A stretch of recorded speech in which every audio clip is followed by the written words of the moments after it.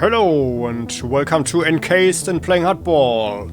After playing this pretty good game to 100%, today we will see the review. So as always, as your friendly neighbor next door, your friendly digital neighbor next door, I'm going to show you the game. There is no manipulation, no reduction on the best scene or anything.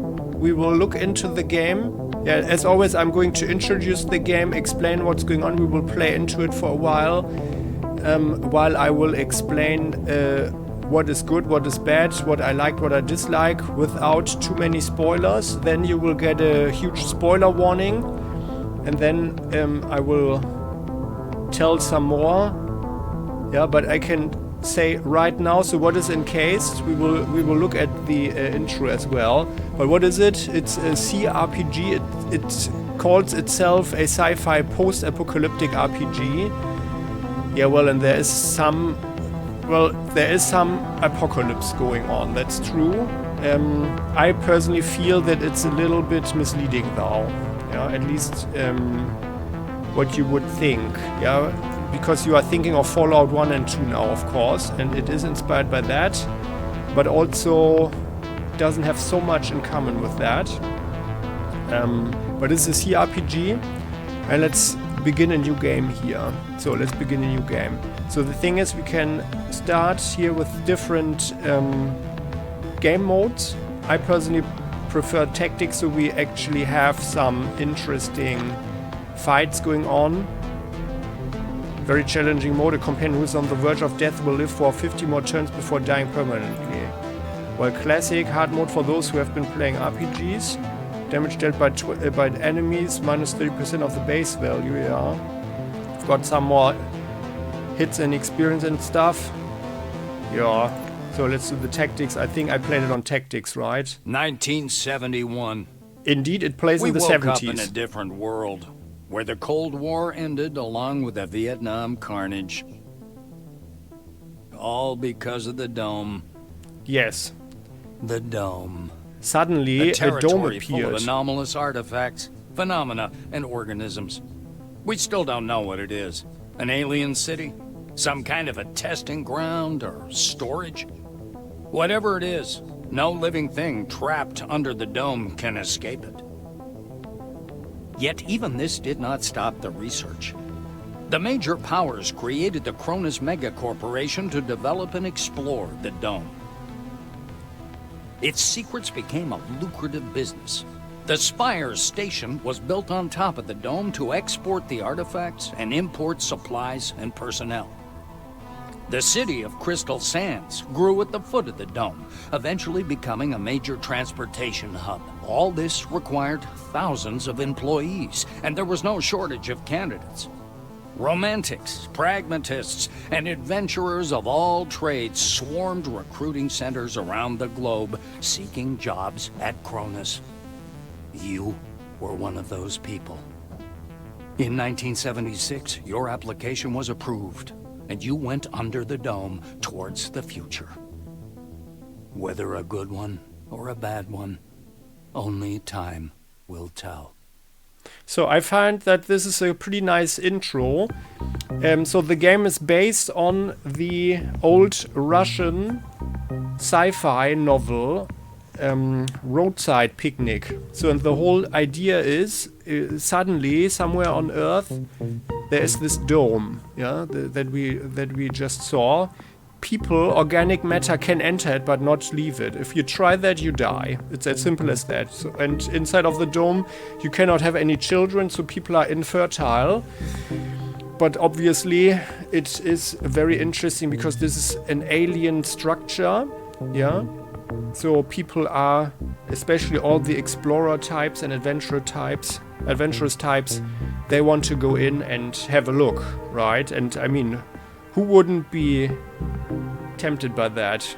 Yeah, so it is something alien, but people don't really know what's going on, but there are anomalies, there's stuff going on.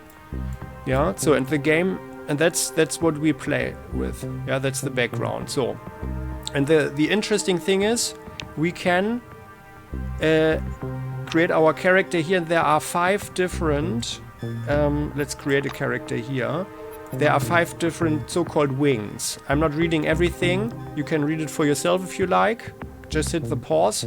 White wing is scientists. Blue wing is manufacturers, mechanics, something like that.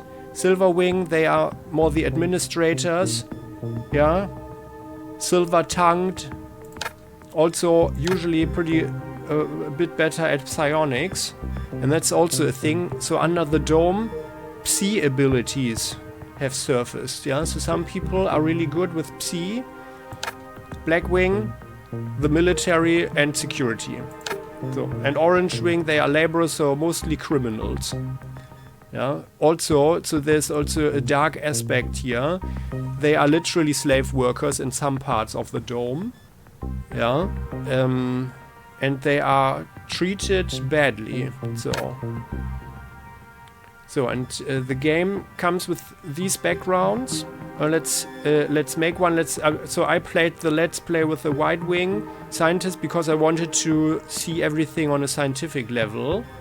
And you can also see all the intros if you want in a special playlist that I made, where I played the beginning, the tutorial area, this first station, with a character from all wings.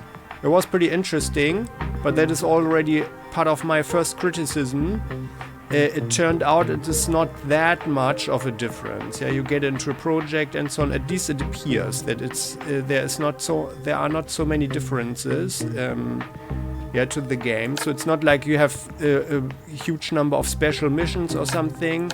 Yeah, so my personal expectations were not fulfilled in that regard. So I thought by choosing White Wing, we would learn way more what would happen under the dome, like about the alien secrets and so on. Yeah, I mean, like older science fiction. Nah.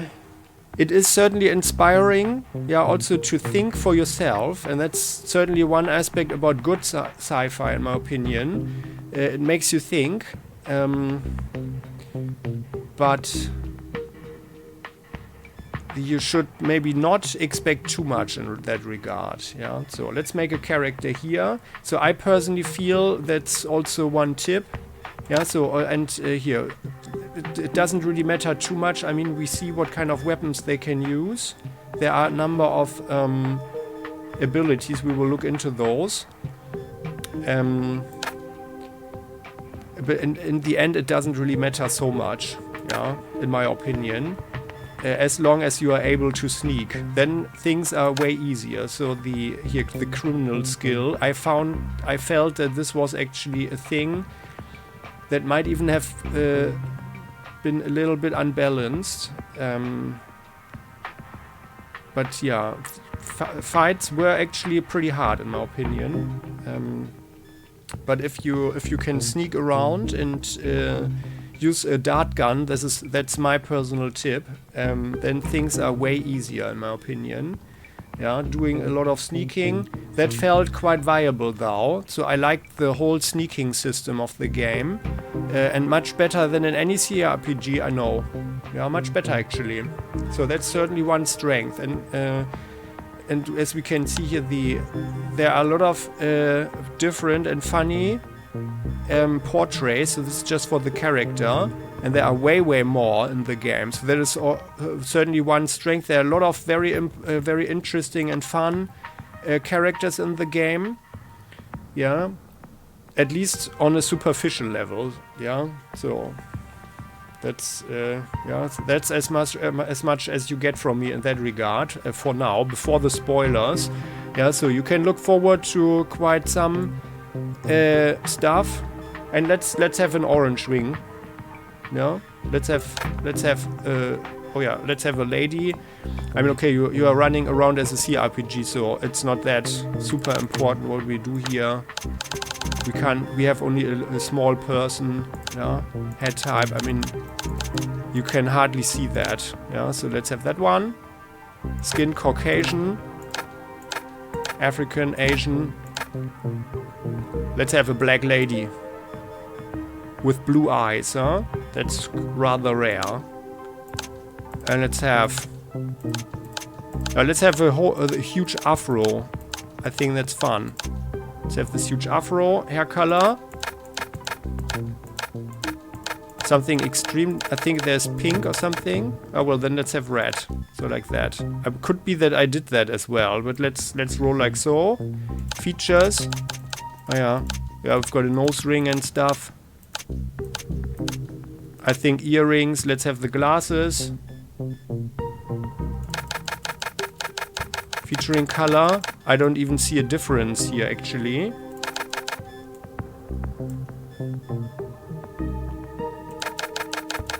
Well, let's roll like this. So, orange wing. Deftness is dexterity, literally. So, let's look into the stuff. So, here we've got the different attributes. Muscle, your strength, perception, your attention, guts. Well, your constitution, how tough you are, charisma, how good you are with people, brains, how smart you are. Pretty important for learning. So I played in the Let's Play, I played a super brain, yeah, a gifted super person, and that's also pretty important for skill points. So I made a skill monkey, literally. I mean, you can get through the game without that, but I wanted really to play a completionist playthrough. I wanted to see as much as possible, and I think we succeeded in that. In the end, I learned everything. So there are different abilities here. We have 3, 6, 7 combat and 7 applied skills. I'm just explaining them very briefly in just a moment. But in the end, with the super build for brains, we ended up having everything at max, yeah, at the maximum. So that's the fun thing here. So if you upgrade something, then you have skills for that, yeah. Like this is all, like if you have 30 points here, or let's have, what is the, sorry, what do we have? They don't even have any fighting skills, the oranges. But let's think we have melee weapons, yeah, so there, 1. We can tag up to 3, so let's have melee weapons, yeah, so we use a knife, a shiv, let's say. Yeah, because we are actually not allowed to do anything, but we are strong. Yeah. So and if you have points here, up to a certain threshold, then this unlocks the whole skill set for all weapons. So if you doesn't matter if you want to use a bladed weapon or a blunt weapon, then this unlocks this at 60 points. The next tier up to 150, where you usually get a passive, really good ability that makes you way better. Yeah? Here, for example, servo shell. That is one of the very cool things in the game. So you have several tech levels of servo shell. You can find one, several actually. Yeah, I think you need to be, yeah, let's call it quite incompetent, maybe. By the way, why do we have male portraits if we have a yeah, here. Female. Why is it? Oh, come on. Body type woman. Well, okay, so diversity. Yeah, you can be other, you can be whatever you want. Yeah, let's have that. But I wanted the red hair. Here, I want the afro in red. That one, right? So, doesn't work too well with the skin color, but whatever. So, and now we've got female. Oh, fewer. Well, let's have her then. It's an older photo, right? We dyed our hair later on. So, yeah. So and so where was I? So let's be strong. And the thing is, yeah, there's a fun thing. So if we are very, very dumb, so our brains are very low, then there are special attributes that we can have. And that's called as a bag of hammers. Yeah, so in a number of things, here in a number of skills, we have special things that can happen. Like, I mean, here with, here, for example, ambulance, movement, speed, tech as a bag of hammer. You've gained some insights into the manufacturing techniques of forefathers unfathomable enough to drive a common person mad. And now the materials which are sufficient to make a single contraption will produce 2 copies of it for you. Yeah, so some pretty funny stuff. This also unlocks a special kind of dialogue. Yeah, so we've got the attributes, we've got abilities, and we've got perks, the traits. Oh no, that's even more. So sorry, that's the trait. So this is something that we can use here. So I use Prodigy, which increases brains, but it reduces learnability by 50, and that's very significant. A very significant disability and disadvantage. But I really saw to it to maximize this because there are some interesting abilities here. For example, Smarty Pants, a science skill on the 2nd tier here at 60 points. That increases learnability. Piloting, if you have a servo shell and you are using it, then where was it? Here on the 2nd? Yeah, here on the 2nd tier as well. You get also plus 10 learnability in servo shell. And if you are a criminal and you in stealth mode, then you have plus 25 in stealth. Yeah, so, and that's actually pretty good. Yeah, so, and that's how I personally like after. I mean, that was like the first third of the game, maybe, I guess, with this build that I had was probably harder than with any other build, probably. Yeah. But I felt it was worth it. Yeah, but otherwise there are also perks that you can get every 2nd level or so, and there is one that is especially good that works. I mean, we can't see it right now, but we can look at it in just a moment. But let's make a person who's okay in everything. Let's put 4 points in everything for the moment. Just a second. So fortune. So for, I don't know, then we can actually put 5 everywhere, and you will see what I'm getting at in just a moment. But now we can only use 5. So in my opinion, that's my tip. Have this balance build, because then, as you can see here, everything is affecting quite a lot of things here. So that's what I like. So it's for people, the game is for people who like to think and to maybe even do a little bit of numbers crunching or so. So we've got a lot of resistances here, damage types, mechanical, that's usual shots and if someone hits you and stuff. Energy weapons, also heat, no, it's not heat, but energy weapons, like lasers and stuff. Biochemical, that's poison. Cryogenic, so cold. And psychic resistance. Psychic is can be a real problem. So some enemies are psychologically or psychic active, and they can be very dangerous because it's also very hard to have a high resistance against this. Yeah. So, and I personally liked to have a quick character. Yeah. So let's use this build here. So let's have brains. Yeah, and then we can tag these skills here. So now let's look at the skills. So light weapons, that's as we can see here, handguns, submachine guns, assault rifles, and shotguns. Yeah, I'm just mousing over it so you can see for yourself. I mean, I'm not going to read everything. But every weapon type usually has 4 skills or 4 of these abilities that you can use actively or passively. Heavy weapons, that's what I started at because I wanted to have a machine gun. That sounded pretty good. Especially as this here, the wound up, fatigue recovery.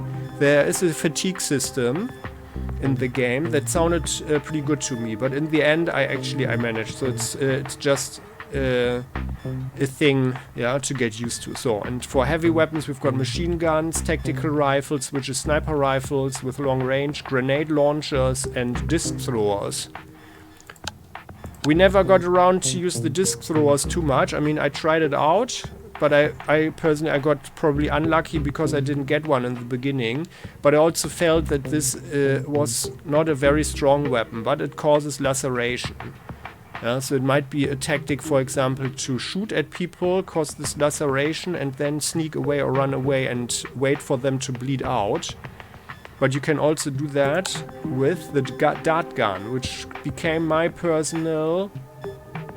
where is it actually?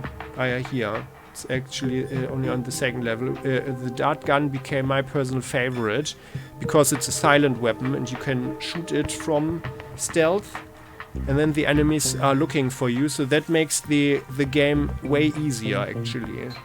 So energy abilities for energy pistols. Then we've got cryo lasers. Cryo laser abilities here with the dart gun. Penetrator, that's not what you think right now, but it is, let's say, a pretty big laser weapon that has an area effect. Yeah, that was also a pretty cool weapon. Spray the flamethrower. I like the flamethrower against cockroaches, giant cockroaches. Yeah, but be careful, you can become a sadist if you put a lot of experience in your high-tech weapons. Hand-to-hand, that's literally bare-knuckle fighting. Yeah, so here karate, kata, you're already dead. That's 500 pure damage. I think we never used that. But yeah, I never got around to use that too much because I was always in stealth. Yeah, I planned to use scalpels because there's a cool medicine thing here, the Dr. Death. I wanted to use that, and the field autopsy, like if you have a scalpel, then you could stab people. But I was, with the experience, I felt I was a little bit behind all the time after all, and I wanted to maximize the experience gain. So, yeah.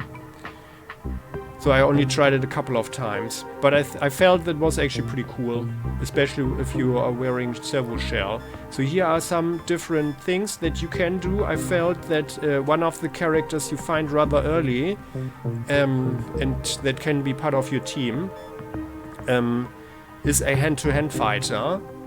Yeah, and I felt that the kicking was actually often, especially in the beginning, pretty good because you can kick the people away and push them away. And then you need to run up away again. Yeah, then low kick, sweep, passive. Yeah, headbutting. Headbutting is also a good thing to stun people. Drunken Master and Five-Finger Death Punch. Melee weapons. So for stabbing and slicing. Also here butt stroke with other weapons. Pushing people back. So here bladed. Yeah. Berserk mode in the end. Butt stroke, here this is more blunt. So blunt weapons have a lot of different and more abilities than other weapons actually. Yeah. Wide swing and stun and so on. There are also characters that use melee weapons.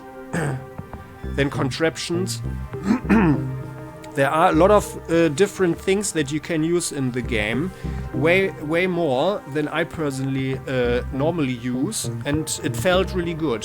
Yeah, we tried that. I personally, I'm not, as you know, probably if you follow the channel and watch a little bit more, I personally am not the person who uses too many consumables usually. I try to save them, but I should use them more, and I felt here in case it was actually mostly worth it, although I felt that most of the grenades were not worth it actually in terms of damage output. Yeah, but it was fun. Yeah, different stuff. And you know, whatever playstyle, or like if you feel that you would rather stun people or put them to sleep or something, you can do that. You can play as a pacifist, and there is even a special achievement for that if you don't do anything bad yourself, but only let your companions beat up people or something. But I would think that it's actually very difficult to remain a total pacifist, but it's doable. Yeah, here with sleeping spray and stuff. Yeah, to cause fatigue. And if someone is fatigued, we will look into that in just a moment. Then they will just fall asleep or fall unconscious. So here, throwing, robot charging, hologram. That is a very useful ability here because it creates a nice distraction. Devil's Core's super grenade, Armageddon grenade. Yeah, this is probably the only one that was really worth it as a weapon in comparison to the other weapons. But I mean, it's, yeah, or maybe I also probably didn't get lucky, but if there are several people bunched up, then you can throw a grenade, obviously. Yeah, but usually I felt that, especially with the penetrator, yeah, that was often easier to just shoot at them, or like with the grenade thrower. Yeah, here with the grenade thrower to hit a number of enemies all at once.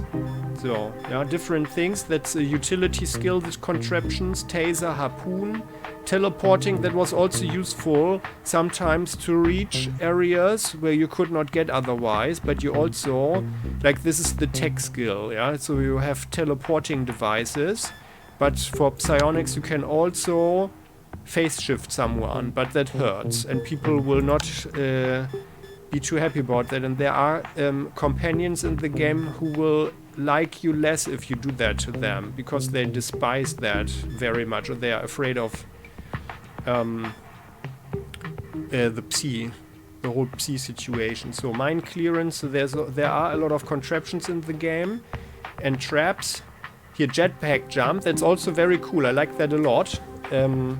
Jumping around with this, yeah, so that's the fun thing. You have different options to do the same thing. Yeah, so even if you would not build your character in a super skill monkey way, you can do the same thing. You don't need to have everything, actually. Yeah, there are also a lot of jetpacks in the game, and I think we ended up with a huge surplus. Yeah, and then with this one, it's all the same, 10 meters, or this one teleports even only 10.5. Yeah, and there's also piloting skill to jump, the servo shell emergency leap. Yeah, can do that. Makes you mobile.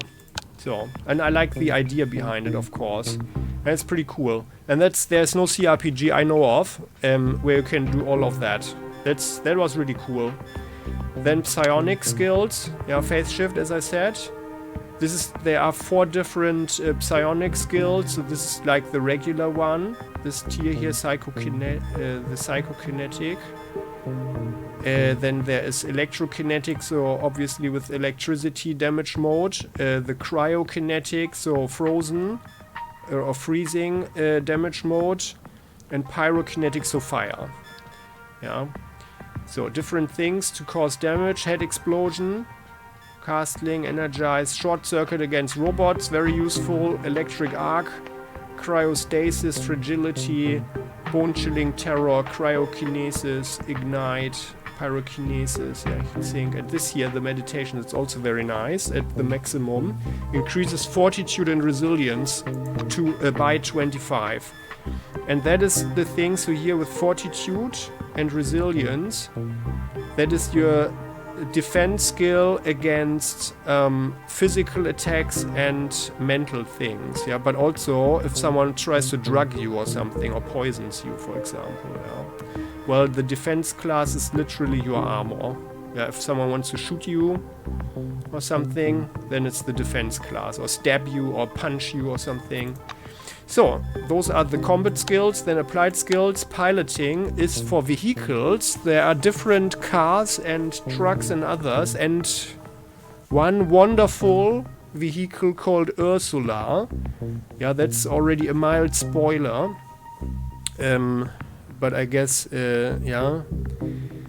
I'm not saying more than this name, but that's really nice. So different vehicles, and you can use them in different ways. So for example, here on tier 1 with the vehicular assault and other things. So there are encounters where you have chases. You need heavy-duty driving to drive heavier ones. Here it says road trains. Yeah, so there is a road train, for example, but also smaller cars like rundown taxis and stuff like that. Yeah, here this the skill to learn better with servo shell, extra power muscle +1 in servo shell. Yeah, better combat abilities, and I ended up to be in the servo shell most of the time. Actually, it became a second skin, which is also here defense class. I think, what is it here? Ah, yeah, here indeed the second skin. Or was there a? No, okay, I think this one here. So the top class piloting. Oh yeah, here, for an experienced pilot, servo shell becomes an extension of one's body, indeed. So in deftness +2. Yeah.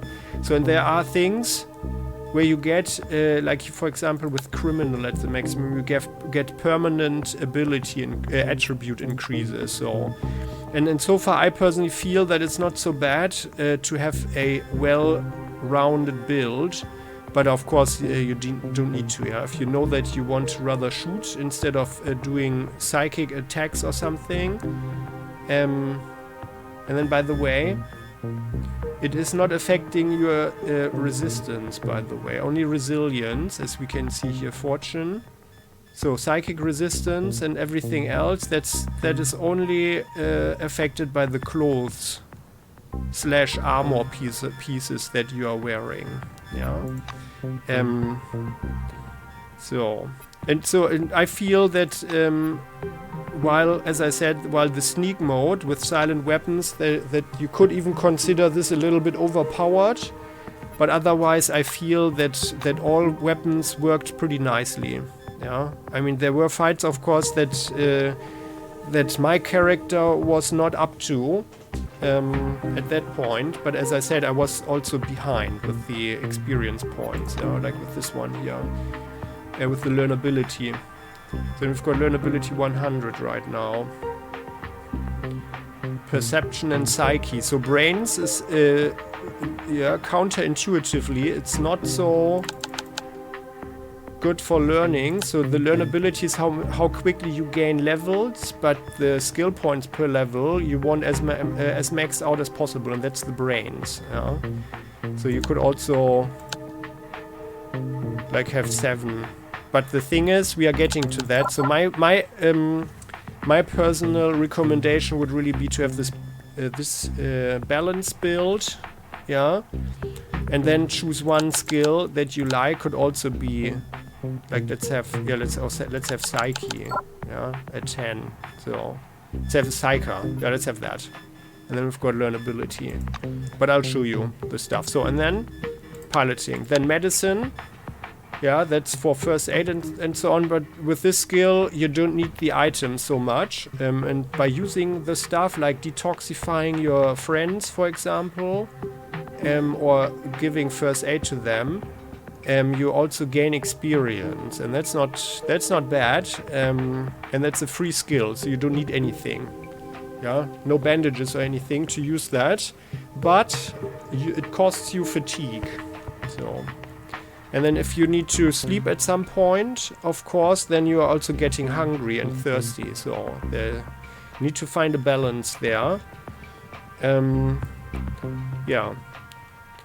But I felt that I was just saving the items by using these skills here, or these abilities. So that's the first tier. Yeah, getting rid of the effects, literally. Here, hemostasis, so if you are bleeding, if you got a laceration, and then we've got Dr. Death here on the second one. The scalpel, bladed weapon skill, cure radiation, sickness, pharmacology. With this one, it's a passive thing. We can mix up and cook up stuff at the chemistry workbench. I found that was actually pretty cool, that we have so many options. So if you really like to craft, then there's really a lot of stuff to do. Here we can give someone a good clap on the cheek to wake them up if they got knocked down or something. Field autopsy, yeah. bonus 50% damage if the target is stunned. So there are also nice combos, yeah, that you could think of.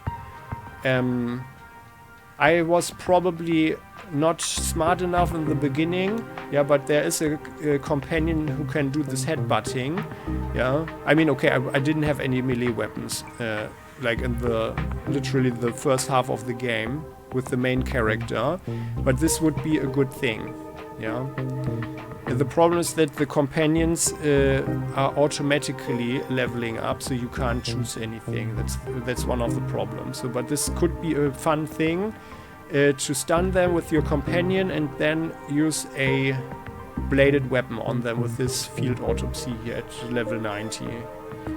Then addiction recovery, preventive measures. Oh yeah, and some skills here or some abilities are also increasing your resistances. Yeah, for example, this one here, the biochem. And if a resistance is at 100 points, then the damage type is actually healing you. So we reached this with biochem, and there are also enemies like certain radiated beings that are toxic. They are actually healed by weapons that use biochemical damage types. That can be very nasty. So that can be very nasty. And then here, yeah, well-practiced moves. Yeah, quicker aid, paramedic, ambulance. That's for the bag of hammers now. So as you can see, there is quite some balancing going on. If you are very stupid, then yeah, you still get some really cool buffs actually. Yeah. And well, if you have a very low intelligence, then there are special dialogue. So we explored that with an orange person in the video. You can find it in the description. I had it here in the upper right, the link. So, and then here to think more about the abilities, we've got obsessive care, and that's some fun stuff here. So your reputation with your companions decreases. So we know that there's a reputation system with factions, with wings, and with your companions. And if they dislike you, then they will probably leave you at some point. And if some faction dislikes you strongly, then they will probably send someone after you or something. But in this case here, it increases the maximum health and the fortitude. So, might be worth it. Medical superstar, reputation with companions plus 25, but their evasion is minus 5 because they think, oh well, our friend will patch us up anyway, right? So then the tech skills, this is, some of the things are passive, as I said before. Gunsmithing, for example, with this we can manufacture and repair weapons. Very nice skill. Also, we can upgrade our weapons as well. Repairing, throwing a wrench, that's fun, especially in the beginning, to stun someone, and there we see it again, right? So you have the same effects with different skills. It's just to your liking and how you like to roleplay your character. Yeah. So, but I mean, for us as an orange wing, we would like to tag the criminal, of course, right?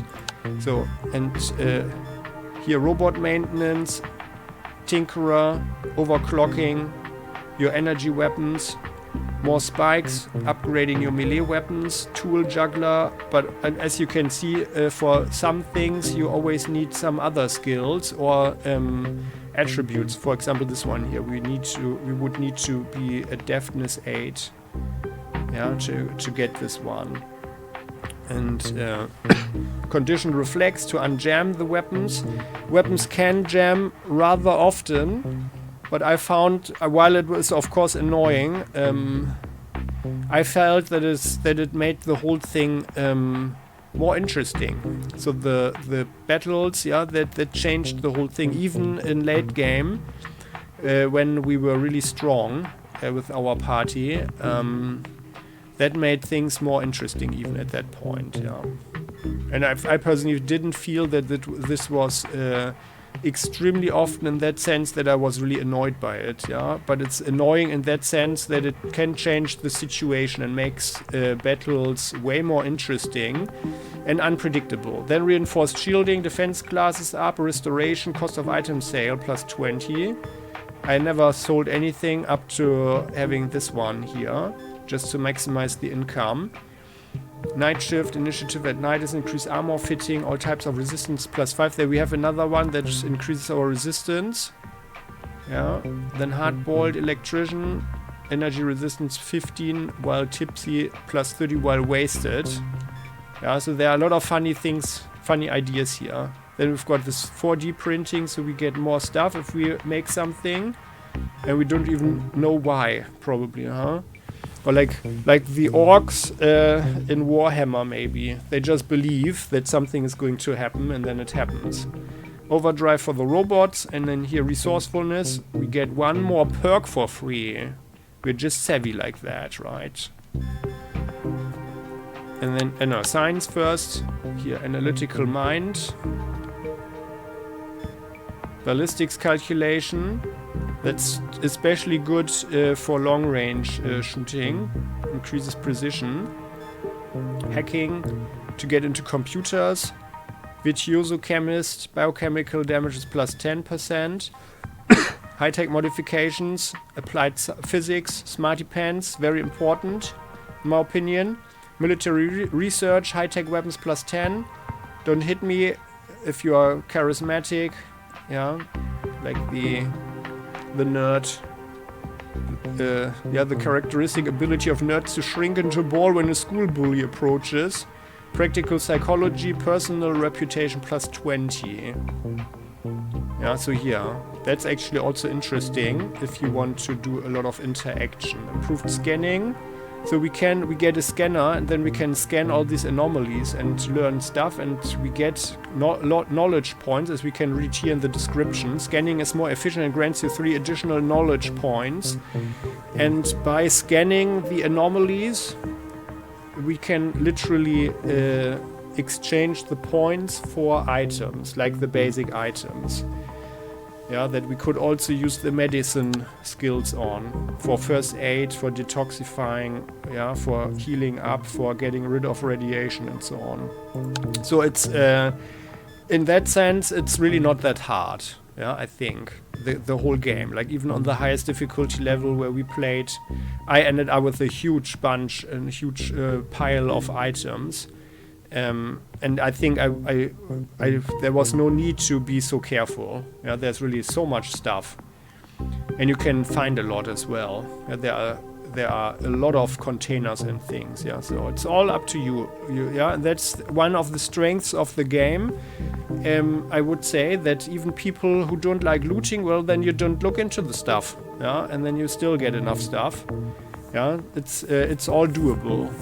Yeah, unless your personal brains is maybe at 2 or something. Yeah? So, then we've got improved scanning. Then here vulnerability assessment. How does it work? That's also as a bag of hammer. After 3 turns, the target takes 1000 pure damage for all technical things like robots, turrets, and servo shells. That's fun. Occult studies, psionic damage at night plus 5. Thermodynamics, heat and cryogenic damage plus 10%. So, yeah, so you can think about pretty cool and nice builds here, of course. Like maybe specializing in flamethrowers, for example. I personally felt that the fuel for flamethrowers was, however, rather heavy, and that's actually also a little bit scarce, in my opinion. I mean, on the other hand, like you can make a lot of, you can make it from fuel containers that you can find. But like if you are doing it excessively, then you can probably run out. You know? On the other hand, you can also buy it. You know? So I guess unless you are extremely excessive and irresponsible, then you should be fine with all ammunition types. Yeah, then we've got the impulse ability here with energy weapons. And Eureka, another level instantly at 150 here. Then criminal skills. which I personally found very interesting and very, very helpful. Now here we see, okay, cheating. Our innate luck and charm help you gain an advantage in gambling. Pay with your feet. We are quicker. Lockpicking allows you to open doors, devices, and containers with mechanical locks. And let's have the tech here at the first level. So this is our other tech skill. Yeah? So we can make weapons, repair stuff, throw a wrench at someone's head. And now we can lockpick. But there are also items that let you lockpick, yeah, without even using the skill, I think. Although I'm not entirely certain. If you need to unlock it to use the item, could be. Pickpocketing, that is something I did excessively with our kleptomaniac, brainy genius. But it's also not necessary to do it because you can just sell stuff. Yeah, I never sold so much, but we were actually swimming in money. Although, on the other hand, I also saw to it, that I wanted to buy stuff, and I did that.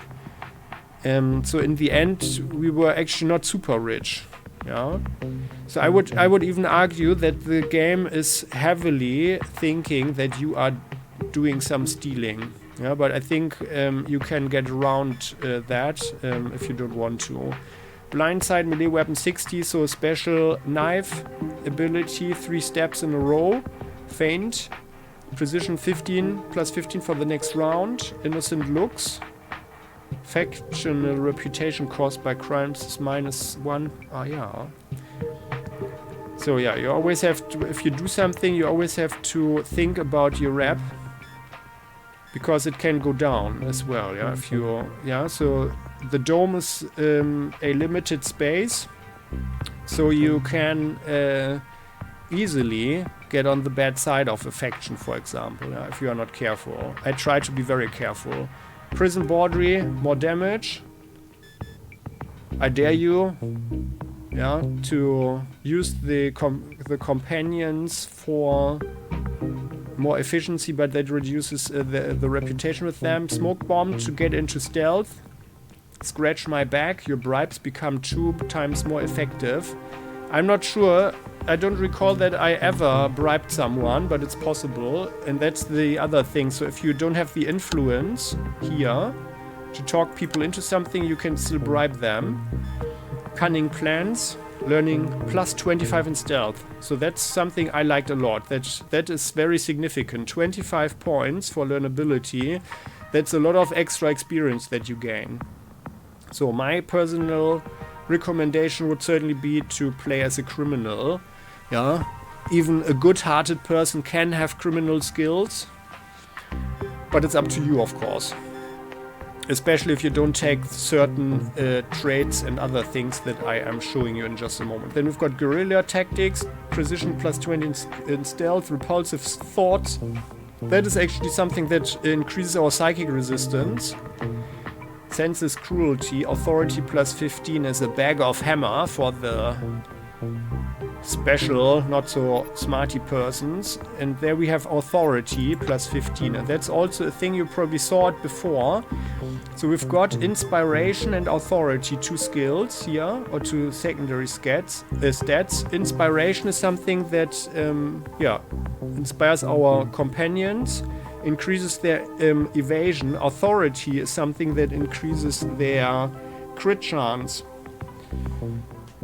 which can be very good, especially, but you can always only have up to 2 companions. And I think there were 6 or something in total. Yeah.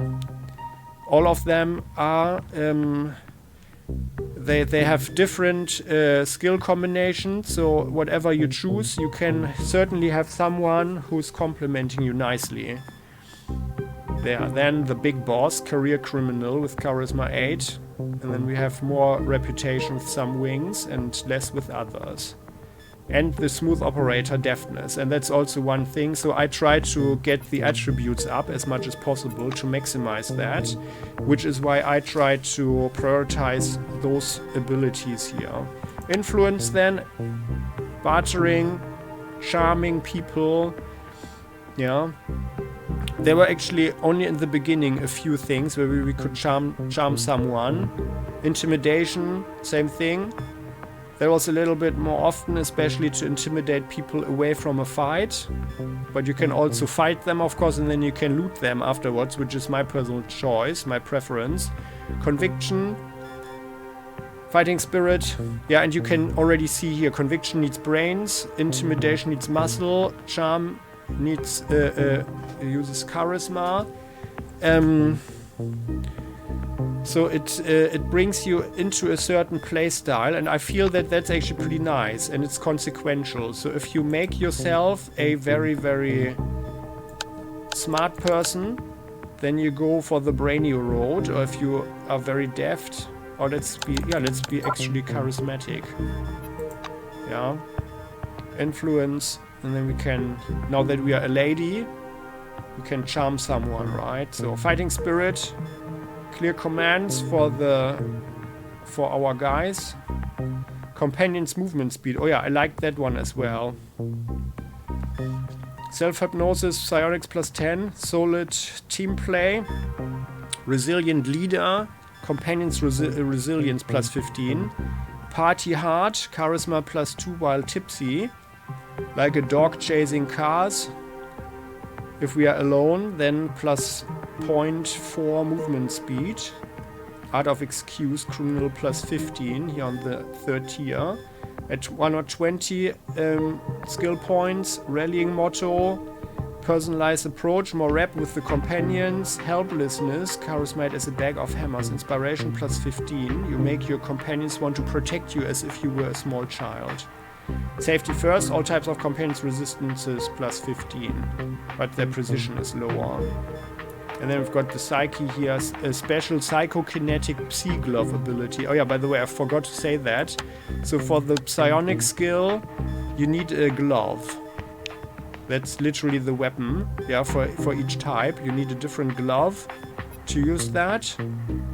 And obviously for the weapons here, obviously the weapon, yeah, at hand, obviously. So then that's influence here. Then the last skill is survival.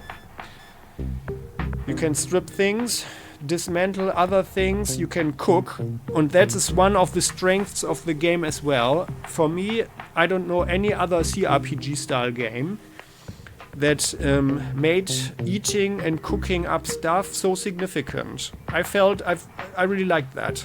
That is certainly one big strength of the game, that they also did that in a way that was not annoying or anything, at least for me personally. Yeah, it always felt like it's significant, and you also got enough of the stuff, so even if you are hungry, you know, and you think, okay, I don't want that game mechanic or anything, yeah, then you can easily do that. Yeah, it's not really big of a fuss. It's also fun, because you can eat cockroach legs and other stuff. Reconnaissance, dust in the eyes, waste reduction. Oh yeah. So we keep the ammo casings to make more ammo out of them. Capacious TLBV. 20 kilograms more. Pathfinder. Oh, and that's also one thing to get more experience, by the way. 3 times more experience for exploring a location. Get over yourself. Camouflage, evasion at night, natural medicine, regeneration is increased. Hermit. Yeah, so we can be the lone wolf. There are a number of things that work into that if you don't want to play with the companions. But I personally would recommend it actually, because the characters are actually fun. That's part of my criticism. On the other hand, there's not so much interaction with them, unfortunately. I would have expected more, but there is some. Yeah, and it's at least as good as in many other games. Let's put it like that. Yeah, not as good as in some. Like for example, I like that aspect best in Dragon Age Origins, where you really have a lot of stuff and they say a lot, or in Baldur's Gate 1 and 2, where your companions are constantly giving you their opinions, and that felt like real role-playing, like real personalities, and I like that a lot. Yeah, really a lot. So that is a little bit lower on the scale of what you are getting with the game, but there were still some cool situations with some of the companions. And we've got Endless Vacation, another Bag of Hammers thing, 50% more interesting encounters. Relic Expert. The relics we can carry along. We can also have them as belts. So I felt the relics are pretty good items, and there are also some that increase our learnability, which I liked a lot. But you could also do without them. Yeah. So it's an advantage, but it's also not game breaking. But it all adds up. Like if someone, in my opinion, if you play very, very stupidly, then the game gets very, very hard. Yeah.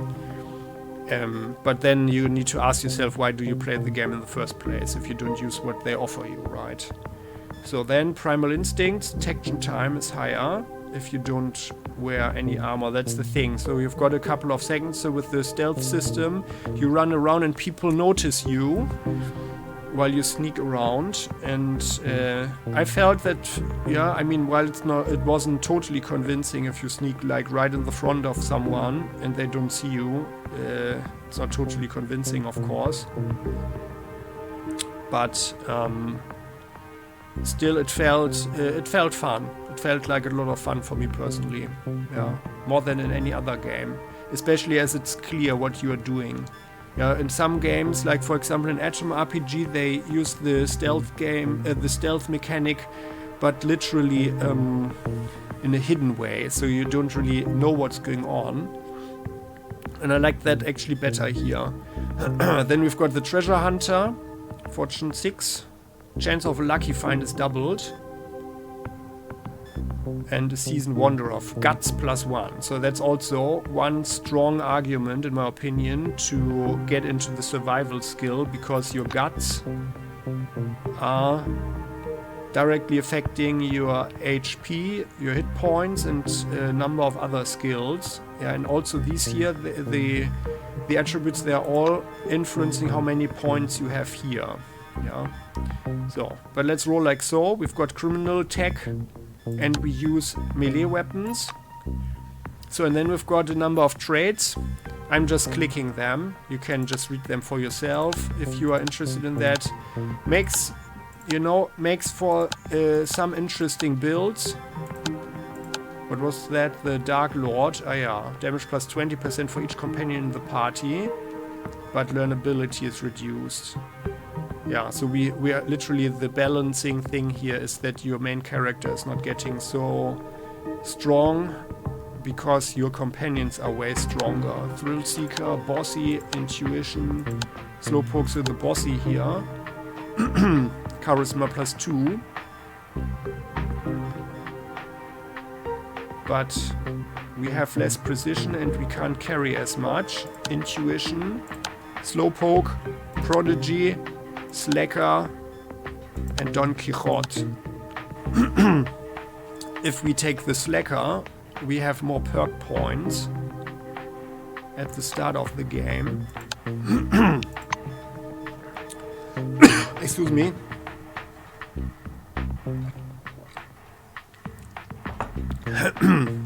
Needed to drink a sip of water here. I've been talking so much. So, and I liked the Prodigy a lot. That's what I took with the character. Excuse me. While that reduces our learnability very, very significantly, I liked the brains. Also to get the skill points per level, right? So that's it adds up. But I mean, you don't really need it in the end, I guess. Well, let's have the... What was it? Here, this one. Let's have the Slacker. We are an orange wing Slacker, so we are sort of a lazy lady. Summary. Great, the character is almost complete. So, and this is what we can do now. We can wear someone down. Mercy Strike. Desperate attack with the blunt weapon, butt stroke, movement speed is increased, so we can run away quicker from the crimes that we are going to commit. Yeah, and we can build some stuff. So let's start the game. So we are getting down in the dome now. The dome is an international project of unprecedented scale. I will go so far as to say that humanity has come all this way to get exactly where we are now. War, slavery, genocide, all these efforts will pay off handsomely. Wait a moment, bad phrasing. Cut that bit, will you? So there's also quite some humor here. There. So, and we can interact with people. That's us here. And we are wearing the orange wing. So, and we've got a lot of stuff here. Like this, the events, they're always going to be shown here. And, oh yeah, we are wearing handcuffs because we are an orange winger criminal, right? So let's look into our inventory. So that's us. Very reddish or orange. So this is the scanner that we can use. We can right-click on someone, and then we have a little menu where we can do stuff to interact. Examine, for example. That's a rather important thing to check out someone's resistances, an enemy's resistance. Yeah, that's pretty important. So this is Tomoko Kimura, and she's very brainy. That's what we can directly see. So and let's look into our inventory. So as we can see, we've got a lot of stuff here. We can wear a helmet, that's the servo shell slot, mask, backpack, jacket, pants, boots, and relics. This is locked, but we can find belts that increase, and also other relics that increase the number of relics that we can use. Can we actually, we can't take it off, huh? The lining on these metal bracelets is soft, breathable rubber, available in different sizes. There's even a children's model. Well, who would handcuff a child, right? Third letter from CRONUS. We've got an inactive selectron, so that's an electronic key, and that's literally our pass. Yeah. And we've got 40 compounds. So is this one here? Let's read this. Dear candidate, please accept our sincerest congratulations. From this day forward, you are officially part of the CRONUS ranks. CRONUS is the corporation that has been founded by all the nations. Yeah, just you know, that's actually the utopic and positive outlook on history. That there was no world war for the dome and its exploration, but in the 1970s, yeah, the USSR, so the Soviet Union and the Western allies got together, and all other countries, so it's an international project, and they made up some rules to explore everything together. Yeah. So our foundation is not merely the wealthiest and fastest growing company in the world. Above all, it is an organization of people. Brave soldiers, astute scientists, talented engineers, brilliant managers, and other employees. These people form a huge but cohesive team, and we hope you will soon find your own place in it and make some new friends along the way. We are all united by a common goal. We believe in a bright future for every human being on Earth, and we are prepared to work hard to achieve it. Thank you for joining us. Well, we are still a criminal, huh? Handcuffed. So let's talk with them. Oh yeah, and by the way, no, sorry. So we can see here. So this is our character again. Oh yeah, here, and here are the perks. So, and there's really a lot, as you can see here, right? Lots of perks. Beautiful, I love that. Adrenaline, I'm just clicking through it all very quickly. Roaring good health, and we can take up to 2 now. Heavy sleeper, hypochondriac. You can just read that for yourself. But I'm just showing you some stuff. So, and this is why I put all the things here at least at 5, right? So we need 5 points in everything, and this is a wonderful thing here, the Renaissance person, because that increases everything by 1. While hurrying to your own disco concert, you can simultaneously zip through a minefield on a unicycle, solve logarithmic equations, choke a giant cockroach, dodge bullets, and hypnotize another cockroach, all after a hearty dinner of some not-so-fresh canned food. That's funny. The dinner of some not-so-fresh canned food, so our guts is good enough, yeah, to digest that. So and that would be my very strong recommendation to get this one. There you go. And that is increasing our abilities very significantly. So, right, so where is it actually? Where can we see that now? Inventory area here. No, sorry, huh? Where is it? Am I blind? Where are the... Ah, yeah, here the stats, there, so. Right, so now everything is +1, because we had at least 5 everywhere. So, and we got deafness by something. Oh yeah, because we are orange wing. So I could even have... oh, that was a mistake, by the way. We will see in a second why. Because, so I'm clicking through. Yeah. This is what we can have right now. What we could choose. We are Slacker. We are the School of Hard Knocks. That's the orange wing background. The Renaissance person.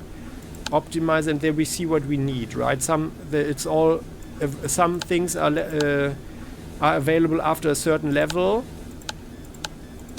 Action hero, happy coincidences, ghost distracting presence. I'm just clicking through it if you want to read it. Yeah, and think about a nice build for yourself. This is, by the way, there's a bug here. So this is not increasing our fortune. I wanted that actually. But it's meant to increase the companion's fortune by 2. Which makes it actually less interesting. Because you don't get so many perks in the end. Yeah. I like the intense training here. Because action points. So the action points is what is very important for you. So you can do something during battle. Action points, by the way, for that deafness and fortune. Against all odds, second skin. Here, self-improvement. So that's the thing. That's something I personally find also very, very good. All the least developed attributes compared to the rest +1. Which is why you want everything at the same level. So now we would, in this instance here, we would increase everything to 7. That is 6 right now, but not deafness. So I should have put the one here in charisma, for example. But I mean, yeah, that's just one thing. On level 15, so, and then you have to suffer through the situation, being rather average and everything. But I liked the idea, and I felt that it was worth it. Yeah, so that's what I was actually going for the whole playthrough. And our character was very, very strong in the end. Yeah, that was a very good build. Also to see as much of the game as possible in one playthrough. So, those are the perks. Inventory I've shown you. So data, well, this is the usual journal, like in other games. And here we've got the reputation. This is how it looks. We have the reputation with the wings that we have contact with. Factions and the companions that we will see. There's also a map usually. Oh, I never looked into the map in the beginning. Yeah, the local map. And then there's a dome, the whole dome. And we can see there's something there. Yeah. So, and so status effects. Notification, what's that? Yeah. A lot of stuff. Quests. Oh yeah, here by the way we can also click down here. Yeah, with data. So there are quests, the codex with lots of stuff. We get messages. Here, this is literally like a games manual here to read some more stuff. Yeah. But I explained everything now that we've seen so far. Dialogues that can be read here again. So it's all very convenient actually. So here we are. We can zoom in and out. That's the maximum. So I like that a lot. As we can see, for a CRPG, the graphics are actually really good in comparison to other CRPGs. Yeah, that's certainly a strong way. We can also zoom around and use the camera in different angles, but that's actually, usually you can do it in 360 degrees, but this is due to the elevator here. So let's have a look at the porthole Stopping door. by the door's porthole, you watch as the ground slowly approaches. Ah, yeah. It looks brown-black through the tinted glass and smoky blue at the horizon. It almost seems like the clouds are pulling apart there. Oh, yeah? You carefully review your briefing as you look downwards. When you arrive, they'll deliver you to the base, and you'll be assigned to one of the dome's many construction sites. Though even working all day beneath the burning sun would be preferable to being a participant of the White Wings experiments. You were told about those experiments during the briefing, too. Just as you're about to move away from the window, you notice a whirlwind beginning to form above the ochre plain. The gathering storm drifts unhurriedly above the desert, a crown of green lightning flashing at its core. Clearly no ordinary weather phenomenon. It must be one of those anomalies. Anomalies, yeah. You freeze by the window, unable to avert your gaze. So this is the general term for variety of physico-chemical phenomena of uncertain nature endemic to the dome. Recommend approach, steer clear or die. Yeah. Let's not do anything there, but just talk to the people a little bit. So Igor. A man with a mustache and a blue jumpsuit is standing at the window, studying the construction site below through the occasional break in the clouds. His badge reads Igor Patan, planner. Hey there, Igor. The blue taps on the glass with one finger and gestures you to come and take a look. Seems like he doesn't speak English. Yeah, so there are a lot of countries that are working with CRONUS. So we can use influence. Let's talk to him. Using sign language, mimicry, and all of your artistic talent, you're able to communicate with the planner. Oh yeah, nice. Once he's sure you're watching, Patanin points up in the direction of Spire Station, from which you departed a few minutes ago. Yeah, so we recall the spire is the thing that they built. So the dome, it's a huge dome, but in the upper end there is a hole. So that's where things can be lifted up or put down into the dome, right? And organic material cannot get out of the dome again without being destroyed. He sketches the outline of the station on a broad, foggy section of glass. Once he's finished, the blue turns to you with a delighted expression. Ah yeah, well... So, how does the station function? With a series of confident strokes, the planner delineates the capsule's movement scheme, drivetrain, and massive hydraulic brakes on the glass. Well, that is so... You know, that's so fascinating. So, and then, by the way, lots of characters. Here we can bribe him. If we had something to bribe him with, I guess... I mean, there's also personal reputation with every character. But I felt that it was never relevant, actually. And you can also barter and then see what they have in their inventory, which we can also... So thank you for the lecture. We can also steal. But right now we can't use it because our hands are cuffed, right? Can we actually go into stealth? Yeah, but they can see us, of course. So Monty James, who are you? A guy wearing thick spectacles thrusts out a sweaty hand. Monty James, Silverwing. Well... He glances down at your badge. Ah, it's you. I found your file extremely interesting.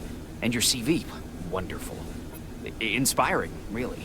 Is that so? When I had the opportunity to look over the files of my future colleagues, I couldn't resist. I don't want to sound boastful, but silver level clearance has its advantages. Yeah, that's true. So if we were a silver wing, a lot of things, especially in social terms and social interactions, become much easier. So people are more cooperative usually, unless they are hostile, of course. And that opens up a lot of areas that we would need to open up for ourselves or gain access to, or that would even remain closed. So, well, what did you see in our file? Monty makes a ring with his thumb and forefinger. You were number 63,784 on the waiting list, but you were lucky enough to get into the dome after only 16 months. Besides that, zero, nada, absolutely nothing. You're a dark horse for both the Foundation and myself. How exactly did you end up in this wing? Well, we could sneer. Well, I'm gonna raise a real ruckus here and build up my own gang. Or, well, we didn't have much choice. It was the dome or life in prison. Well, you know, I came to terms with my criminal past and intend to mend my ways. Yes, indeed, right. James gives you an encouraging but dry smile. It's never too late to begin anew. Or so it's written in the official CRONUS leaflet. Yeah, indeed. An uncomfortable silence rises between you, and Monty abruptly changes the subject. He taps the narrow illuminator panel with one finger. Look, there's a storm rising. The lightning is strange. Green. Should lightning be green? This is my first sandstorm. Yeah, it is. It could become a problem, huh? So we see here, so there are special things that we can say with the skills, but also with the wings. Yeah, so let's talk to Quentin Beasley here. The orange is dressed in a new jumpsuit. The shiny badge on his chest reads, Quentin Bisley, Laborer. He's side-eyeing the screen skeptically. Despite his tired, grim expression, his gaze is open and friendly. However, the general impression is unmistakable. There's something frightening about Bisley. Oh, so he's a real criminal, huh? So, well, how did you end up in prison? The orange's face stretches into a broad smile, bearing his dentures to the world. Like everyone, duh. In a black car, under guard. Oh. There's other guys, too. The ones who go through the front door. He nods at the black-winged woman beside him. Her nose wrinkles in displeasure, but she says nothing. Uh-huh. So, As by you're the way... about to step away, Bisley nudges you on the thigh, at the same time pressing something cold and metallic into your hand. Oh, that's something that we've not experienced now. So that's because we are orange wing, but also not dumb. You open your hand to discover a pair of lock picks. Just in case, Bisley whispers with a wink. Well, we could rat him out now. Hey, Blackwing guard, that employee Bisley just passed me a set of lockpicks. You ever seen lockpicks? Now here, we return his wing, conceal the lockpicks and move away. Psst, psst, psst. So. And the thing is, if we...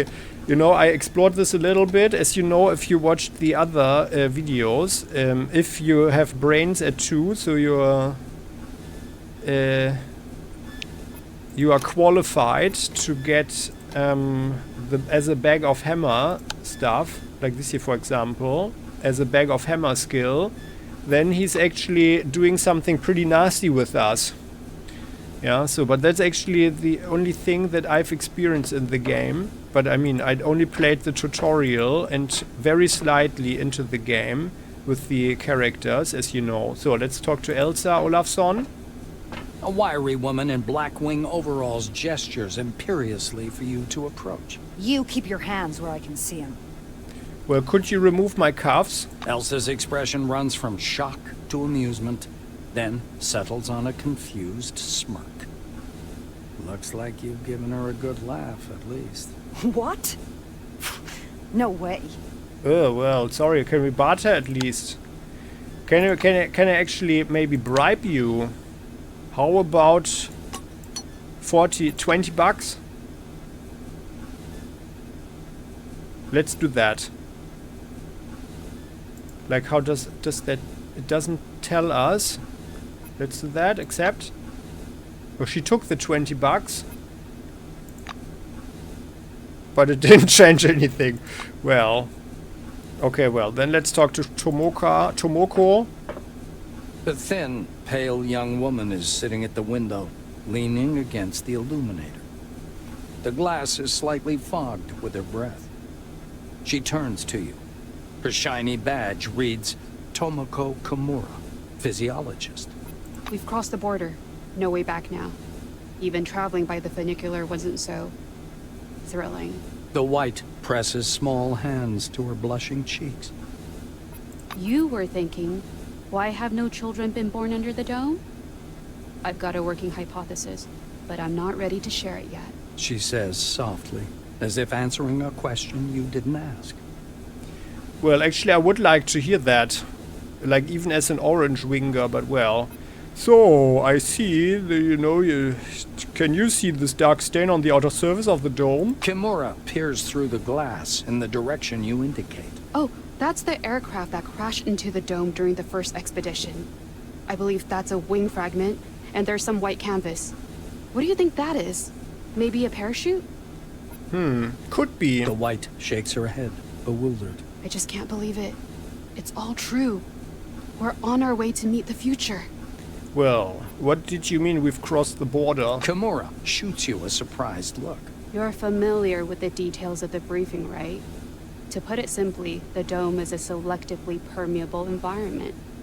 Ah, yeah. The White draws an invisible hemisphere in the air. Inorganic objects may exit the dome without difficulty, but any living creature dies if transported back to the outside world. That's why we're all stuck here for an indefinite period of time. Oh, well, things happen that way. Huh? Why would things happen that way? Yeah, if we had the science 30, then we could propose our own hypothesis. The lack of fertility in women under the dome is related to field activity. Yes, that must be it, Kimura right? is eyeing the dome's mesh glittering in the sunlight. Supposedly, it's something to do with the atmospheric composition, but it's a weak theory. The difference of the air within the dome is so insignificant as to fall within the margin of error. Or to put it more simply, there is no difference. Aha, fascinating. She shoots a quick glance at the silver and lowers her voice. I heard a rumor, or a conspiracy theory, that we can leave the dome at any time. We've simply been told we can't. If you ever decide to test this hypothesis, don't forget to leave me something in your will. Well, maybe. Okay then, so. And here we can see the game, there is a lot of interaction going. So, a lot of storytelling. At least it seems that it does, right? So that's our first impression here. So the game promises us something. A lot of interesting characters. And we saw everybody has their own profile picture, right? And that's where I feel the game is very strong, especially in the first half or so. And I'm not spoiling anything here at this point, yeah, but there is a lot of fun involved, yeah. So let's have a look at the portal. You return to the window. A whirlwind is spinning slowly in the distance, dragging the reluctant clouds into its colossal funnel. The payload capsule shudders slightly.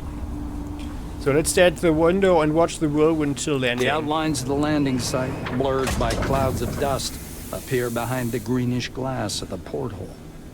The capsule shudders as the braking devices engage. Aha. And there we go. So this is cloud. No, this is the station. There we are. Concord Station. That was the name. Yeah. Let's open the door. We are the orange, so we need to do the work. Getting out of here. Camera control. Yeah. So there, and here it is. So we can indeed scroll through. Oh yeah, and there we see a servo shell. Ruth Lautner. Someone in servo shell. Hey, for fuck's sake! Down there they are working, and we are moving through here. I didn't catch that, Benny. Where do you put that? Mr. Nguyen, let's keep it formal while we're on the job. You see, our rate of extraction for exceeded storage capacity this quarter. Oh, and what the hell is that supposed to mean, Benny? I didn't get a single word. You're such a drag when you're sober. Lord, May, there's no room in the warehouse. Absolutely none. There are boxes stacked up even in the aisles. Oh, then why didn't you say that in the first place, Mr. Moaner? All right, I'll unload it here if there's no room inside. No, May, wait. That's against the rules. Well, there we can see, right? And we can see some vehicles here. And that's actually something. Oh yeah, here the hog. That's actually, we can interact and we can drive it. That's an electric vehicle there. There's another car here, but we can't. Oops, we can't use that. Yeah, but that's actually a lot of, like, one of the, it's showing a lot of potential. Yeah, that's certainly one strong part of the game, and I personally really like the graphics here. And let's talk to this guy. Come on now, or you'll miss everything. A cheerful man in a white lab coat grabs you by the sleeve. So, and here we can see what also happens frequently in the game. So there are, let's call it story situations, yeah, where we have some nice artwork. I often like the artwork very, very much. I like it really a lot. And then where we have a text-based adventure, yeah, where we read something. It's often read, so not always with voice acting, but often. A badge reading Ludovico Nuzzi, scientific analyst, export department, dangles loosely on his clean uniform, which still smells pungently of washing powder. And often I also felt that the writing was pretty nice. So, and I mean, like here, the beginning is certainly very strong of the game. And then we can, yeah, we can choose options what to do. Look over there. He points upward with a sharp, wide gesture and hands you his field binoculars. Oh, well, let's take the binoculars. We're always taking what we can get, You right? raise the binoculars to your eyes. Oh, what's that? Under fourfold magnification, the whirling cloud above the rust-colored plains looks even stranger. Its core glows with flickering green light and flashes rhythmically, and that rhythm seems to form a complicated pattern. Oh my goodness, what could that be? Nuzzi bends close to your ear. Fascinating. Do you want me to bring some filters? If we intercept the red and blue spectrums, we'll see something amazing. It's like a signal, some kind of message. Well, indeed, I mean, I'm just a lowly orange wing worker, and I have no idea why you offer me filters, but that's fine. But let's stop looking at the storm and look at the horizon. Reconnaissance 30. Without tearing your gaze away from the binoculars, you turn around slowly, studying the dome's horizon. Aha. It's somewhat unexpected that the dome looks horribly empty. Your eyes find some construction pits dug directly in the sand, and concrete blocks laid beside them. There are almost no roads, or not sealed ones. Only one highway with yellow surface marking stretches among the sand drifts. Indeed. Interesting. Nuzzi So I need looks to from go. you to the capsule and to the landing terminal entrance. He flings his arms up. Oh, mi scusi. Excuse me, I'm so sorry. You'd better get going or you'll be late for check-in. Your colleagues are already inside. And the storm is growing stronger. Yeah, okay, well, I mean, this guy seems to be very kind and nice, yeah? Yeah, the storm is growing stronger. The white mutters in fascination, eyes glued to his binoculars, which is fixed on the spinning whirl of clouds. Oh my goodness, what could happen there? The storm is getting stronger. So, and by the way, we see our feet are not totally on the ground here, right? So that's, yeah, and well. So, and then we are entering Concord Station. Here, Concord Station is actually the, you could say, the tutorial area. And I played it with the character of All Wings. Oh, and that's, I really like the situation here. So cool. And, well, we get quests, yeah. 5 years of directing, that's the silver wing. Make a change with us. 5 years of building, that's blue wing. 5 years of security, black wing. 5 years of research, white wing. 5 years of hard work, orange wing. Well, that's us, right? So, and, well, I like the graphics a lot. And that's a lot of interaction here. We can see by clicking the Alt button. There are already, let's go through the trash bin. There's a lot of stuff. Oh, a tin can. And another trash bin. Oh, someone threw away $4. Well, for combond, so there is a special currency inside of the dome. And then, well, as we can see here, we can also break the vending machine going in here. And this is probably the only game. Opening the door. where we can use a toilet. Relieved. The sound of running water. Now we are relieved for 30 seconds. A small amount of radiation has been purged from the body. Sometimes, yeah, so there is... Exploration is always worth it. Sometimes there is some stuff to be found. Oh, a broken toilet. Oh, plastics, and someone was hiding a lockpick there. Interesting. Let's wash our hands after that. Vigorous and thirst quenched. Well, we used the opportunity to drink something. Vigorous. Go get 'em, Tiger. +1 initiative, heat resistance. So we are slightly cooled down. And that's the thing here. So we have this system that I already mentioned. Fatigue, thirst, and hunger. And also radiation. Well, and the encumbrance of what we can carry. If we do certain things that are especially demanding, like digging up some rocks or something, then it costs us fatigue. Also, interestingly,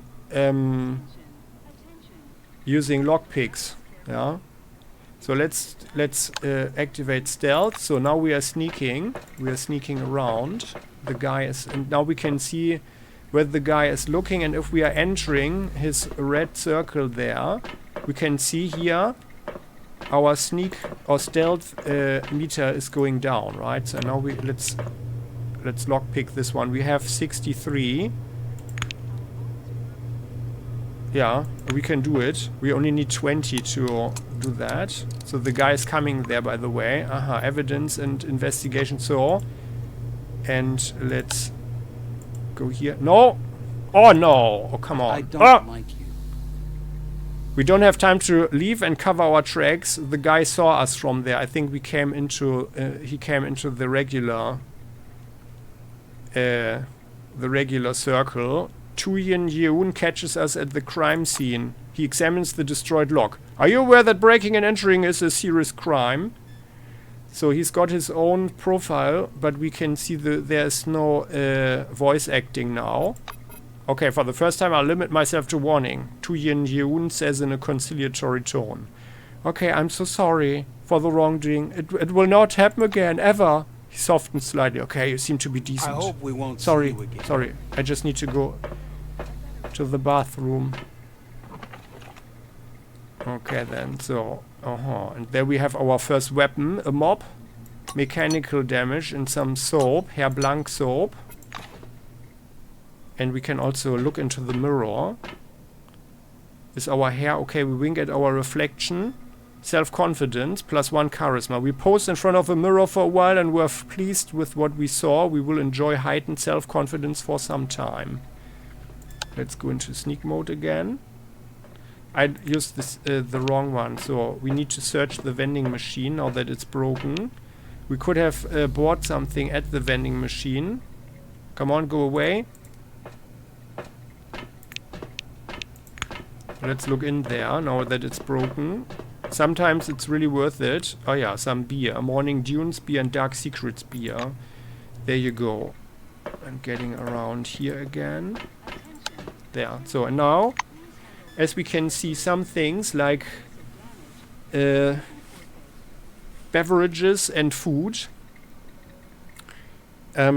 they reduce our hunger and thirst. So beer is actually a good thing because it reduces both.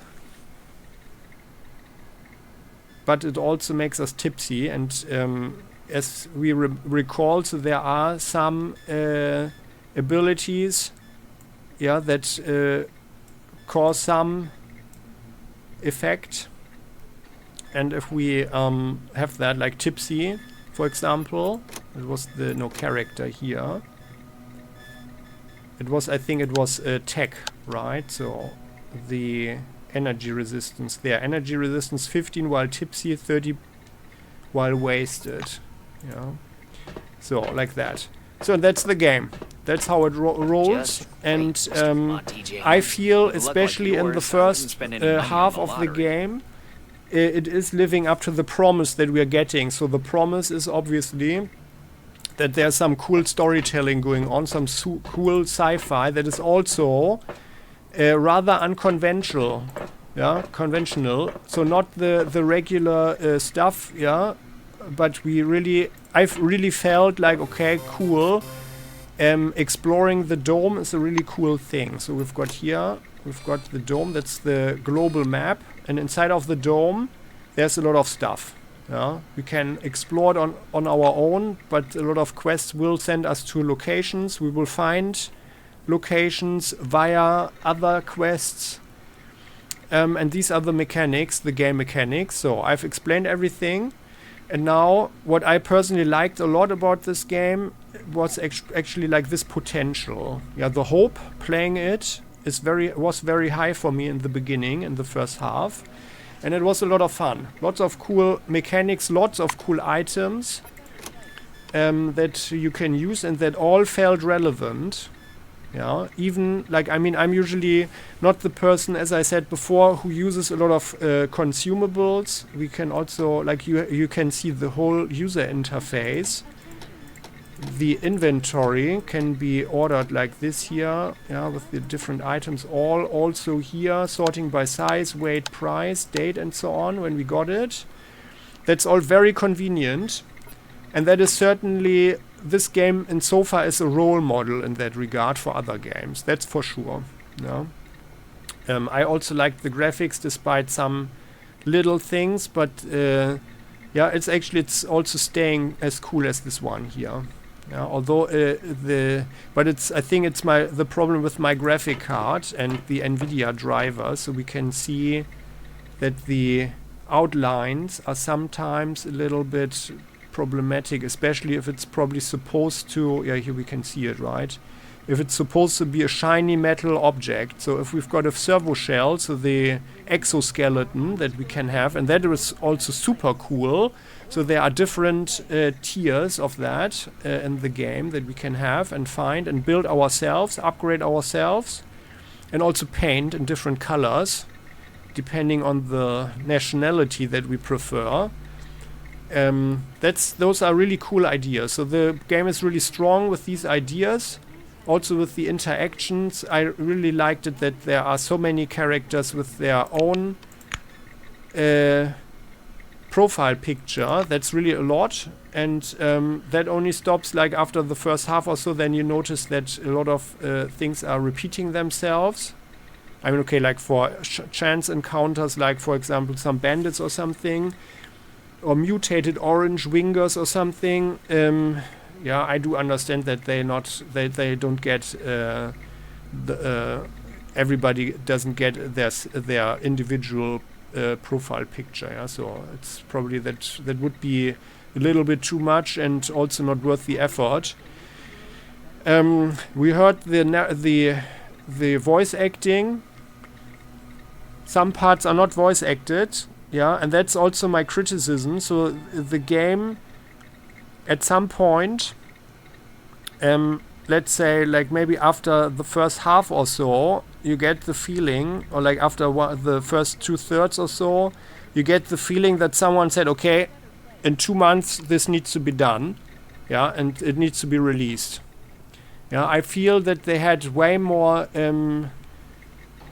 plans, a much bigger vision for this one than what they delivered in the end, because with the wings, yeah, okay, we don't have the wings right now. Doesn't make sense that we don't have them here right now, but we recall, right? Black, blue, orange, white, and silver wing. Yeah, and all the factions and here and all that. And that, you know, you would think that the beginning determines a lot in the game. Yeah, so... But it doesn't live up to that promise, actually. So not as much, yeah. So I personally felt that the storytelling in the end was also a little bit weak. I don't want to spoil anything, because still my recommendation is that this game is pretty good, yeah, pretty good, maybe even very good. But it is not excellent, especially as it does not live up to that promise, yeah. But it is pretty nice and enjoyable, and I enjoyed it like right to the end. Yeah, it was just like some, yeah, a little bit a negative aftertaste, you could say, because it seems unfinished a little bit. But on the other hand, like it's also the storytelling and the storyline and everything. It's okay, yeah. But there would have been way more potential. Yeah, that's what I can say. But my clear recommendation is, if you can get this on a sale especially, then it's very well worth your time. I had a lot of fun, and you can have a look at the Let's Play to check it out some more. Never mind. Yeah, and I think now we are done with my recommendation. Yeah, again, just very briefly, so pretty good graphics for a CRPG. Can also look around here. I like the 70s style that they create here, like a 70s sci-fi style. If we can look around here, and oh my god, what's that?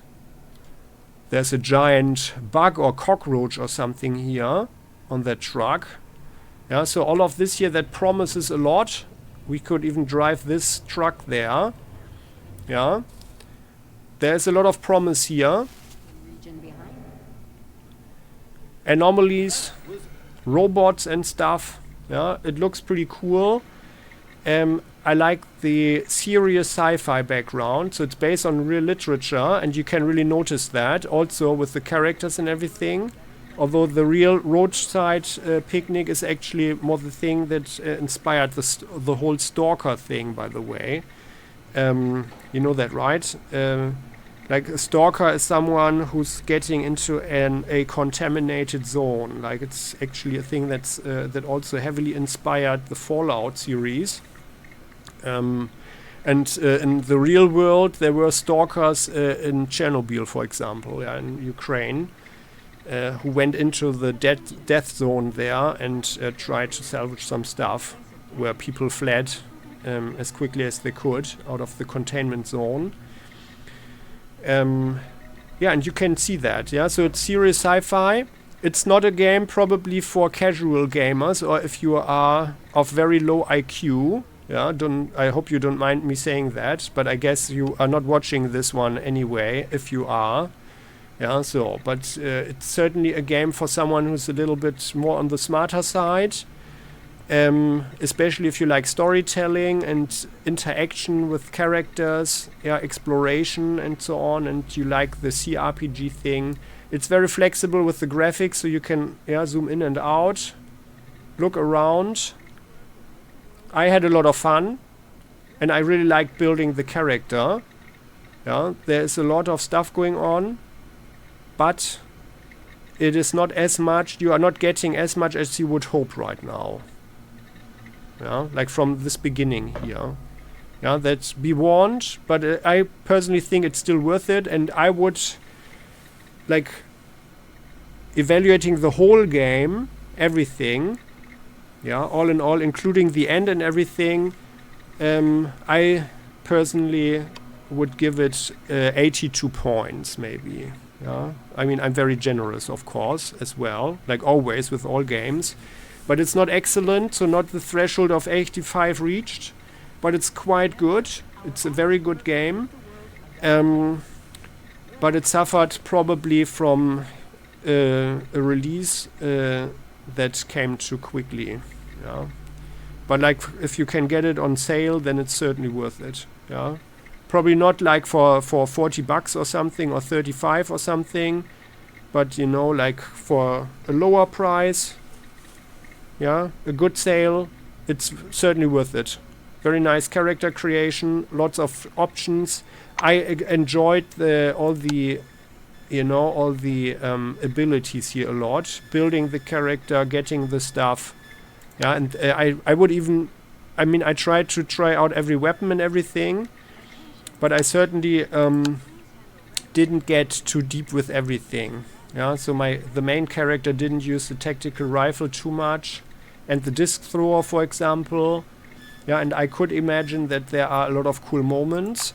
And also one criticism is that you would expect that the different wings, the backgrounds, you know, there are special quest lines or anything.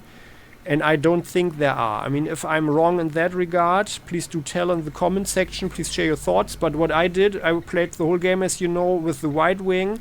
I played this tutorial area here on camera with every wing. And I, like, privately, off camera, I played a little bit further with other wings, but it all came down with a certain project that the character is working on. And to me, it appeared that then the background didn't matter too much more. Yeah, and also, like, here in the beginning, there are already a lot of skill checks and stuff if you talk to people. And I feel that they probably had way more planned than was actually implemented in the game. So that's what also is a bit painful, because this could have been so good. This game could have been so good. Yeah. Utterly excellent, in my opinion. But now it's just pretty good. Yeah, all in all. The whole game, yeah, from minute 1 to the last minute. Yeah, and that's the thing. So clear recommendation. But don't expect too much. Yeah. But then it's a good thing. So now the big spoiler warning. Time to say goodbye for you, because if you don't want to know more, and I would recommend, like, if you played the game and you are finished with it, then, you know, to share the thoughts. Yeah. And now I'm going to tell more about the story, and you know, this is the clear spoiler warning. I am a little bit disappointed with the storytelling. I felt that it was a little bit flat. Yeah, we recall that the character is getting into this emulator project, and then what did we do? We got some stuff for that.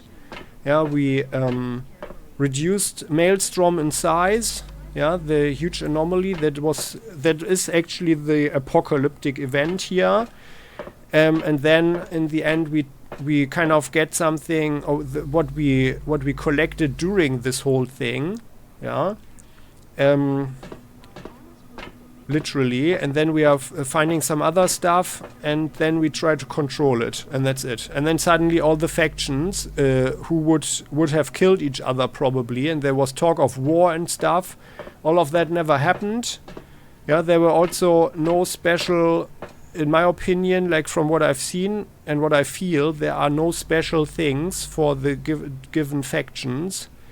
Yeah, and a lot of these very cool characters, for example, Victoria, the Fob Queen, you recall her, right? The one that invited us to a trailer. I felt that there was so much more potential for those cool characters. And I think, yeah, she gave us these 2 quests and so on. There was just not much going on there. Yeah, and it feels like a huge waste to me personally, and it's really sad, because this could have been so good, this game, so good. And the same goes for our companion. So I mean, you recall we need to build their reputation. And then they are opening up a little bit and talk with us about their background, and that also gives them depth as a character, and that's pretty cool. But there's no consequence to that. Yeah, so there's no further, you know, like if you remember that Crump said that his father is under the dome, but we couldn't go to the father. Yeah, we couldn't, like, I would have thought and expected that we, you know, find the guy and you know, either help Crumb to find his peace with him, or convince Crumb that it's time to beat the crap out of him or whatever. Yeah, like some stuff like that. Or even a romance with Katarzyna would have been nice or something. Yeah, like such interactions. Yeah, that was too limited in my opinion. It was only a little bit, and there was way more potential there. That's also the strong feeling that I got, that something is missing. And that they probably planned way more. But I don't know, maybe they ran out of money. I don't know. If you know anything, please do share it in the comment section. But that's like what I feel is the sad thing about this. It could have been really good, and that's what I really regret. Yeah, and in so far the ending was also a little bit too dissatisfying for me personally, because I mean, it's CRONUS convincing. Corporation reminds you. Oh, Please use a public terminal to access your account. Thank yeah. you. So, yeah, so you would actually expect some clearance and like some understanding what's going on under the dome. And while I do find it convincing, like from the older aspect of sci-fi, that you don't really need to get an answer for everything because it's supposed to make you think for yourself. Yeah, that's in itself, it's okay in my opinion. Yeah, but still, I would have felt better if there would have been some more explanation. Yeah, like what is this here under the dome? Like what happened? We don't know anything about any aliens. We did not find out anything about the aliens. It's just the anomaly. Yeah, and while I feel that this is actually quite convincing that humanity would find such, such a phenomenon and simply is not ready to understand it, it is not satisfying. Yeah, for me as someone who likes stories as well. But I do understand that it can be a way, to deny the reader / the watcher / the player such an explanation is just to make yourself think. Yeah? And it doesn't need to be explained, of course, but I would have felt better for some more explanation. So and so far also the end of the game, like the ending slides, that was a cool idea, and was all quite convincing. Most of the endings were actually bad, and yeah, I do regret that I don't know what would have happened if we had fused with the Maelstrom, and that was a little bit sad that this would just hang on this one item that I gave away, in the middle of the game. Yeah, could have even happened very early in the game. You recall this, the church's helmet or something, right? And that's also, like, game design-wise, I feel that is a little bit, it's a little bit not sufficiently thought through. That you cut yourself out of that, because the game is also too long for what happens. Like I would not play it again now. I mean, while it would be interesting, probably I don't have the time for that. And after what I've seen, I'm not playing it again. Yeah, it's not worth the time, especially after the completionist approach that I usually do. And that's my personal biggest criticism, but still it was well worth it. There could have been some more anomalies or something, so we have literally only the mutated people, the afflicted, so all of them were rather the normal humans, and only these Mobius robots, and the overgrown turrets. So it's actually the only real alien device were the robots, and everything else was literally just let's say afflicted stuff that the humans brought into the dome. Oh, by the way, I forgot to say something that I felt also was very strong with the game, that were the single encounters. So some things, like for example this monolith, is something that I liked really a lot. That was those were really, really cool encounters there. But that feels like someone did that little destination or location design, did a little quest there, but it's not super connected to anything. It's just our exploration of the dome, and that was really cool. But the overall arch, that's where I feel that something is missing, and also like the whole excitement, the storytelling arch, it's missing something kind of, it's so flat kind of, and also in the end that all the factions are going to the location here at Concord Station again, and they are just sitting around, the crazy fops, even after the Queen abandoning the fops, who are now literally only mad yeah, you would not think that they are doing that. Yeah, it doesn't make too much sense storytelling wise and also like world building wise. It's not according to their character, so that I didn't find too convincing. Yeah, so there are certain weaknesses in that regard, yeah, but otherwise a very, very nice game with way more potential, and that makes the whole thing kind of CRONUS sad. Corporation Yeah, reminds could have been so much better. Let's run over here. I don't want the robot voice now to hear. Yeah, so much better. But well, I hope if you play it that the let's play and the walkthrough aspect of it is of help, and I hope you found this video here interesting and informing. So a clear recommendation to buy and play the game, but you should, yeah, as I said before, you need to know about the shortcomings, yeah, but I'm sure you can have a lot of fun with it. So I had a lot of fun for many hours here. Yeah, but I personally, I always want a game to also have some form of conclusion, and it delivered that, but maybe not in the most satisfying way. Yeah, could have been much better. Yeah, and that's my thoughts. Those are my thoughts. Many thanks for watching. I hope you found this one entertaining, enjoyable, and informative, and it helps you to get into the game.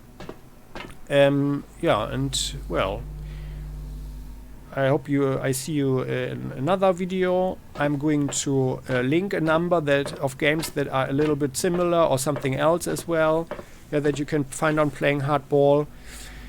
Yeah, and then we will continue in another Let's Play. Many thanks for watching, and as always, the comment section is all yours. Please share your thoughts. You are heartily invited, and I would also appreciate your like, and if you haven't done so yet, your subscription. Hit the bell so you never ever miss an episode on Playing Hardball again. See you next time. Bye bye.